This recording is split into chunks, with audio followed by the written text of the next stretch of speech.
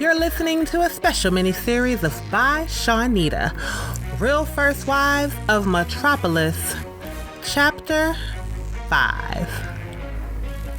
This episode originally aired February 21st, 2011.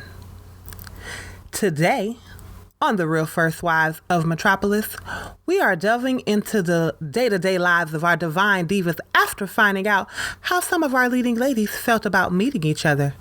Elaine reflects on the wives' initial bonding time together.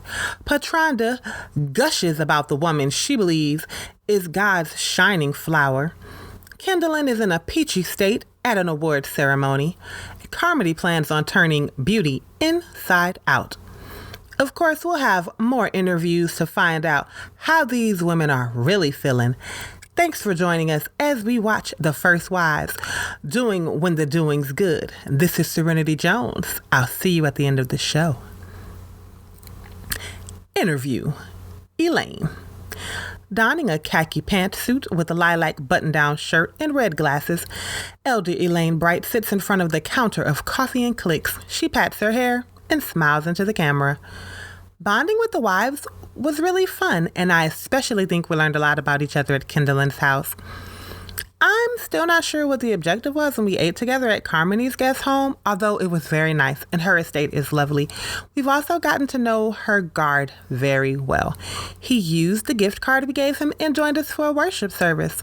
Despite a belly full of butterflies, I didn't flub the poem I selected at Patronda's, and I think she and Kendalynn did the best with picking pieces reflective of themselves. I'm excited about going to see her receive her Peach of an Advocate Award. Interview. Patronda. Patronda checks her hair and makeup at the mirror above the classic decorative table in the hallway before sitting down in a plush white armchair. She perches on the end of the chair and pulls her shoulders back. I believe that there is nothing more amazing than God bringing people together with different experiences and abilities for a common goal. Getting together with the other ladies was such a treat, and I especially enjoyed the wonderful evening we shared at First Lady Carmandi's home. She is so elegant and refined. It was an immense blessing to be exposed to such an extreme level of God's favor. I also believe it helped Elaine and Kendalynn to see what true ministry can achieve.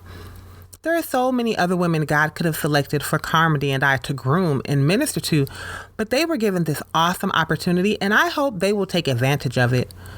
Of course, we don't take mentoring these ladies lightly. They are clearly amazing women with awesome ministry gifts inside of them. I'm excited to see what God does through this experience.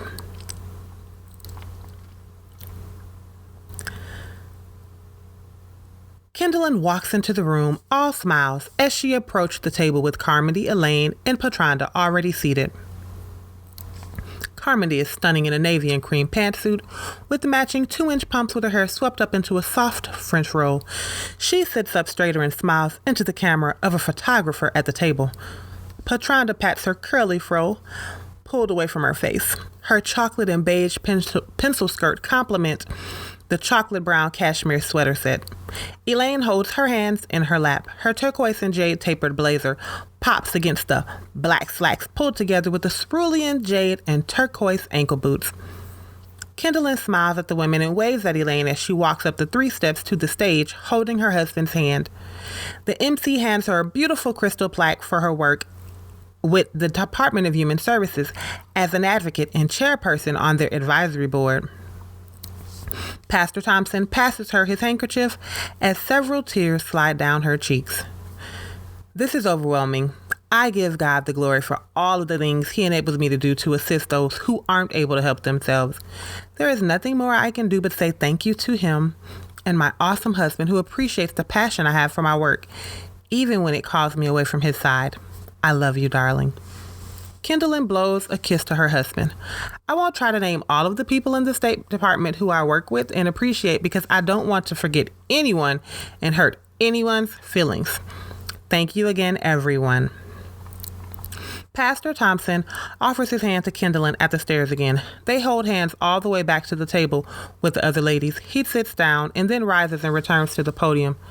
Kendalynn looks at the other ladies, then back to the stage. My wife does not know how much her passion for what she does blesses me, and I'm so thankful for her each day. We have put a presentation together for her from Word of Love Ministries. In addition to her work with other charities and ministries, she mentors and loves on many teens and women she meets through the state and day-to-day life. Everyone claps. Kendalynn dabs at the corners of her eyes with the handkerchief her husband gave her. Elaine smiles and pats the hand Kendalynn has resting on the table. Well, isn't that cute? Kendalynn, how did they get together to rehearse if you all don't have a building? That must be awful frustrating for you, honey. Carmandi said, This is a surprise, Carmandi. I had no idea they were doing any of this. We do, however, have more than enough resources to practice and rehearse when needed for community events and other things we do. Our not having a building is a blessing. We're able to use our resources to impact our members' lives and the community more without the overhead. Oh. Carmandi sits up in her seat. This is a lovely facility. I don't believe I've ever been here before. It would be lovely for the pageants tryouts on this side of town. Kendalynn rolls her eyes and returns her attention to the stage where one of her mentees is doing a dance presentation. This is so beautiful. I'm going to see how I can get our congregation more involved in this need, in this area of need in the community. I didn't know there was such a great need. It might bless them as much as it blesses the children and families. That would be awesome, Elaine. Let me know if you need any help, Kendalynn says with a smile. I love these table treatments. Carmandi leans over and tells Patronda, They are gorgeous. How can the state afford it? Patronda gushes. There is an event planner that sponsors these events for the state each year, Kendalynn whispers. She rolls her eyes again and returns her focus to the stage. The dance is over and a new young lady is reciting a poem about how having Kendalynn has impacted her life. Carmandi and Patronda look at each other and pull out their smartphones.